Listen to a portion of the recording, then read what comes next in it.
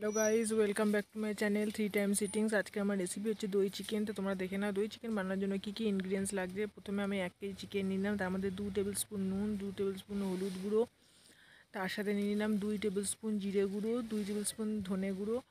নেওয়ার পর 1 বাটি টক দই নিলাম। টক দই নেওয়ার পর ভালো করে মেল্ট করে মাখাতে হবে মাংসটার সাথে, যাতে পুরো গায়ে ভালো করে লেগে যায় মানে মশলাগুলো। ভালো করে মাখানোর পর এটাকে 5 থেকে 10 মিনিট মতো ভালো করে থালা দিয়ে ঢাকা দিয়ে রাখতে হবে।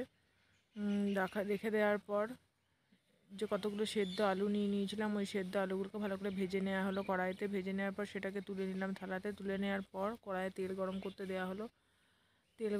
তেলটা ফুটে এলে তার মধ্যে পেঁয়াজ দিয়ে দিলাম। কুচনো পেঁয়াজ রাখা ছিল, দিয়ে ভালো করে ভেজে নাড়াচাড়া করতে করতে তার মধ্যে আদা রসুন যে বাটা ছিল সেটাকে দিয়ে ভালো করে পেঁয়াজের সাথে মিশিয়ে নেওয়া হলো। মিশিয়ে নেওয়ার পর যে ভেজে রাখা আলুগুলো ছিল সেগুলো দিয়ে ভালো করে মেল্ট করে নিতে হবে। এই মশলাটার সাথে মেল্ট করে নেওয়ার পর তার মধ্যে যে ঢেকে রাখা যে 5 থেকে 10 মিনিট ঢেকে রাখা দই চিকেনটা যে ম্যারিনেট করা ছিল সেটাকে দেওয়া হলো। দই দিয়ে মাখানো চিকেনটা দেওয়ার পর ভালো করে আলু শুদ্ধ, মশলা শুদ্ধ, চিকেন শুদ্ধ ভালো করে ম্যারিনেট করতে হবে যতক্ষণ না লাগা লাগা হয়ে যায় এবং মশলা থেকে তেল ছেড়ে আসে, ততক্ষণ এটাকে ভালো করে ম্যারিনেট করতে হবে।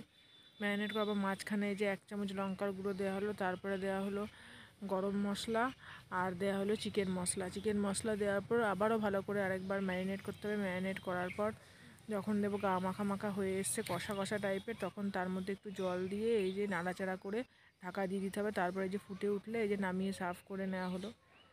দেখতেই পাচ্ছ আমাদের দই চিকেন রেসিপি রেডি। এটা দই চিকেনটা এমনই রেসিপি, এটা তুমি ভাত রুটি সব কিছুর সাথেই ট্রাই করতে